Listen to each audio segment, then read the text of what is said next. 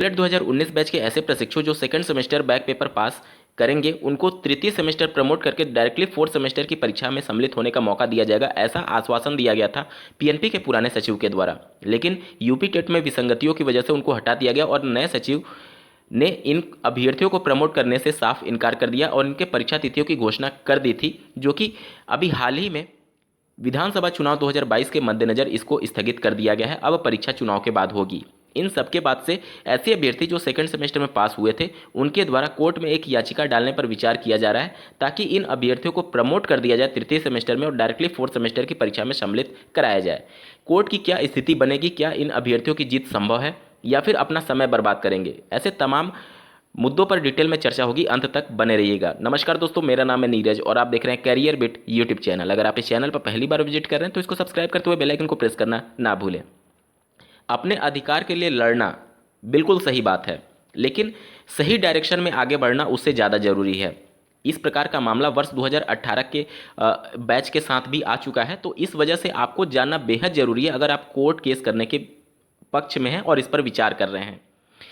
देखिए, वर्ष 2018 में ऐसे प्रशिक्षु जिनकी प्रथम सेमेस्टर या फिर सेकंड सेमेस्टर किसी भी सेमेस्टर में बैक लगी थी तो उनको तृतीय सेमेस्टर प्रमोट का लाभ नहीं दिया गया था। ऐसे अभ्यर्थी माननीय कोर्ट चले गए। माननीय कोर्ट में सभी मुद्दों को रखा गया। उस समय जो प्रमोट किया जा रहा था, वर्ष 2020 में कोरोना के मद्देनजर सभी कोर्सेज में अभ्यर्थियों को प्रमोट किया गया और ऐसे अभ्यर्थी जिनकी बैक लगी थी उन कोर्सेज में भी उन बैक पेपर को रहते हुए बाकी जो उनका वर्तमान में प्रशिक्षण चल रहा था या फिर कोर्स चल रहा था उस पर्टिकुलर सेमेस्टर या फिर उस पर्टिकुलर वर्ष में प्रमोट किया गया था। इसी को आधार बना करके अभ्यर्थी कोर्ट गए। काफ़ी 4-5 सुनवाइयाँ हुई भी थी जिसमें काफ़ी हद तक ये लग रहा था कि प्रशिक्षुओं की जीत हो रही, लेकिन जब अंतरिम रूप से फैसला आया तो ये बातें निकल करके आई कि माननीय कोर्ट ने उनके केस को खारिज कर दिया था, क्योंकि जो प्रदेश सरकार है और जो सीआरटी है और साथ ही साथ जो पीएनपी है, जो परीक्षा कराने वाली संस्था है, वो इसके पक्ष में नहीं थी। देखिए, प्रदेश सरकार और सीआरटी की जहाँ तक बात है तो पीएनपी जो कुछ भी उनको प्रपोजल भेजती है, प्रस्ताव भेजती है, उसी के हूबहू वो लोग बात करते हैं। तो पीएनपी बिल्कुल भी पक्ष में नहीं थी प्रमोट करने के संदर्भ में। और वहीं पीएनपी के पुराने सचिव इस समय वर्तमान में पीएनपी के भी सचिव हैं और वो भी बिल्कुल पक्ष में नहीं है प्रमोट करने के संदर्भ में। तो जब भी इस प्रकार का मामला कोर्ट में जाएगा तो निश्चित तौर पर पीएनपी सचिव से इसके बारे में हलफनामा मांगा जाएगा, तो वो साफ शब्दों में कह देंगे कि 2018 बैच के समय जो कोर्ट ऑर्डर आया था, इनके केस को खारिज कर दिया गया था, उसी को वो कोर्ट ऑर्डर में दिखा देंगे कि देखिए इस प्रकार का मामला पहले भी गया था, बैक प्रशिक्षु को हम प्रमोट नहीं कर सकते, वो अपनी तमाम दलीलें दे सकते हैं, हलफनामा में दे सकते हैं। तो इस वजह से इस मामले में बहुत मजबूती नहीं है और आपको इस बात का ध्यान रखना है कि कहीं आपका समय तो बर्बाद नहीं हो रहा है। देखिए, कोर्ट केस करना, अपने अधिकार के लिए लड़ना बिल्कुल सही बात है, लेकिन बात यह है कि कहीं आपका 1 महीने का समय बर्बाद ना हो जाए, क्योंकि 1-2 हियरिंग में नहीं होगा, 2-3 हियरिंग तो लगेगी, आपका समय भी बर्बाद होगा और पैसा भी बर्बाद होगा।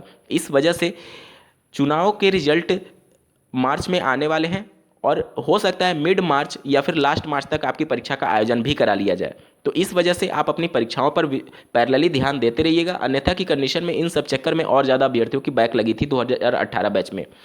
तो मेरा काम सिर्फ आपको मार्गदर्शन दिलाना है, क्योंकि इस प्रकार के मामले पहले भी कोर्ट जा चुके हैं और माननीय कोर्ट ने किस केस को खारिज कर दिया था। इस केस में दम नहीं था क्योंकि पीएनपी आपके फेवर में नहीं है। उस कंडीशन में यही मामले फिर 2019 बैच के सामने आएंगे। आप सोच समझ करके अगर याचिका डालने पर विचार कर रहे हैं तो करिएगा, अन्यथा की कंडीशन में अधिकार आपको पूरा है कि आप अपने अधिकार के लिए लड़ सकते हैं और आपका अधिकार भी था प्रमोट होने का, लेकिन पीएनपी फेवर में नहीं है। और चूंकि पहले मामला इस प्रकार का खारिज हो चुका है तो इसके प्रबल चांसेस रहेंगे कि आपके मामले को भी शायद माननीय कोर्ट खारिज कर दे।